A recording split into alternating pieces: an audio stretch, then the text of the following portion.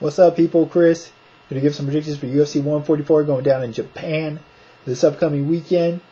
UFC's long return to Japan, long-awaited return, I should say. We'll see. It depends on how the fans turn out for the event. I do like two things about this event. I do like the fact that it's 7 fights on pay-per-view, on the pay-per-view card. I guess the benefit of that is more bang for your buck. I imagine that's the decision. Normally I go watch the fights at the sports bar, but I'm going to actually order this one. So with 7 fights, I expect to get my money's worth. The only downside is, as far as the event, is I was hoping that they would, the UFC would pay a little bit of homage to Pride, give it some of that type of a Japanese MMA show feeling. But from all accounts, what Dana White said, it's going to be business as usual. Going to be a typical UFC/Zuffa production. So I hope they still pay some bit of a respect to the Pride era, or just for the Japanese fans in attendance more so than anything else. But if they don't, I won't be surprised, because the UFC and Zuffa like to market their brand, and thus by having typical UFC broadcasts, that's what they'll be doing here.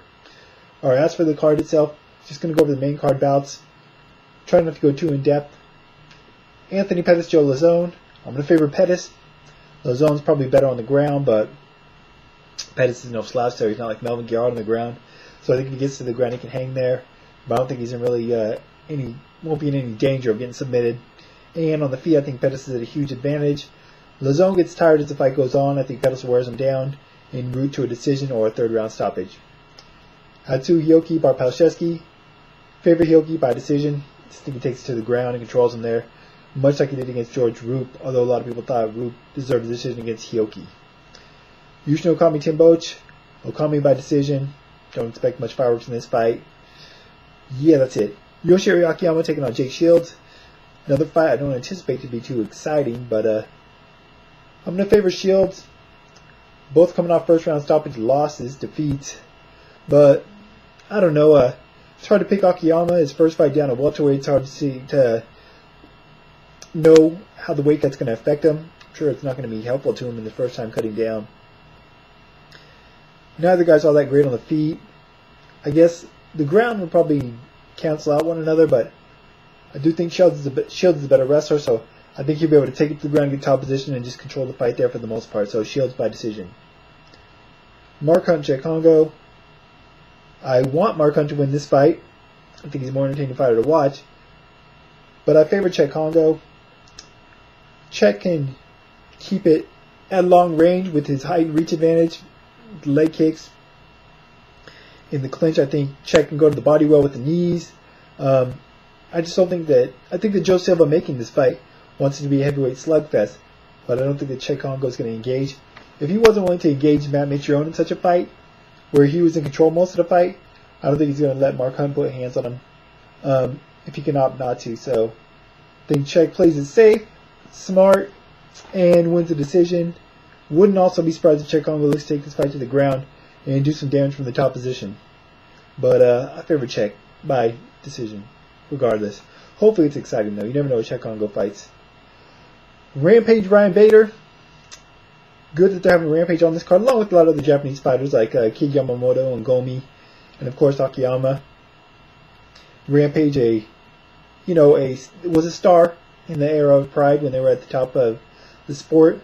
He was one of the bigger names in Japan, and he wanted to fight over here on this card, so it's good to see he's going to be getting that opportunity. He's coming off the loss to John Jones, but Ryan Bader's no John Jones. Bader's a solid wrestler. He's a strong guy, big dude, power in his hands, but all those attributes pretty much describe Rampage as well, and I think Rampage is pretty much better at all those. I don't know if he's a better wrestler, but Rampage prefers to keep it standing anyway. I don't know if Bader's going to be able to get Rampage down. Although Jones and Rashad Evans did, I don't think Bader's the fighter that either Rashad Evans and John Jones are. So I think Rampage can keep it standing and outbox Bader. And I don't know, hopefully it'll be a slugfest. That'd be cool. But if it comes down to that, gotta favor Rampage. I think he's got more power in his hands. I think he's got the better chin. So Rampage by decision, if not KO. Main event of the night. Frankie Edgar defending his UFC lightweight championship against Ben Smooth Henderson. Frankie coming off the win in the 3rd bout of Gray Maynard, where once again he had to deal with adversity in the 1st round, but turned things around and ended up stopping Gray Maynard, surprisingly. I think that was a result that not many expected, if at all. Ben, of course, coming off the win over Clay Guida in an entertaining bout, you know. Ben's been in 2 entertaining bouts in his since coming over to the UFC. First he smashed out Jim Miller, and then, of course, the win over Guida. As for this fight, tough call to make. Definitely one of those fights where you could see it going either way. Ben will have a size and strength advantage, I think. But, you know, as we've seen for Frankie, hasn't been too much of a problem. You know, he had those disadvantages against Gray Maynard, and in the end, didn't really cost him. As for Frankie, what I want to do here, I imagine he'll just want to keep it standing in the box from a distance, moving in and out like he did against BJ Penn and successfully against Gray Maynard. I don't think he'd really want to get in the clinch too much. I think Ben's stronger there. Good with the knees. I'm not sure how much of grappling contest he wants to get in. Not that Frankie can't grapple, he's not a solid wrestler, but as we've seen in Ben Henderson's win over Jim Miller and Clay Guida, he can take you down, he can get on top, and he can work you over. And being that he's a bigger, stronger guy, he might be able to do some damage if he gets on top of Frankie, and Frankie might have trouble getting out from under him. But Frankie's a bit swifter on the feet, might be able to keep away from Ben and keep Ben from getting him down there and just outbox him. I think Ben is a little bit more rounded in stand-up. You know, he uses kicks fairly well, but I think that his boxing is not nearly as sharp as Frankie, so I would give Frankie an edge on the feet while the fight's up there. So I think it's going to be a close fight. I envision it going the distance. I think it'll probably be 3 rounds to 2 for the winner. But I'm going to favor Frankie Edgar. I have overlooked this guy and picked against him one too many times. I've learned my lesson. I'm not going to underestimate him anymore. I do think Ben has a good opportunity to win this fight, but I think that Frankie Edgar is going to get the edge on the feet and be able to hang on the ground. If not, get some takedowns of his own, although I don't envision that happening, but you never know. But yeah, I favor Frankie Edgar by decision in what should be a entertaining barn burner of a fight, in my opinion. Although I thought that about Nick Diaz-Carlos Condit as well, but I don't know. Based on styles, there's no reason why this fight shouldn't entertain. I mean, once again, I said that about Nick Diaz-Carlos Condit, but hey, that was a whole different scenario. Anyways, want to hear your guys' thoughts on the fight, the event? Are you looking forward to it? Do you like the fact that it's 7 fights on pay-per-view? You know, do you think that that's cool? Because, like I said, you get your money's worth. More fights for the same amount of money for our broadcast.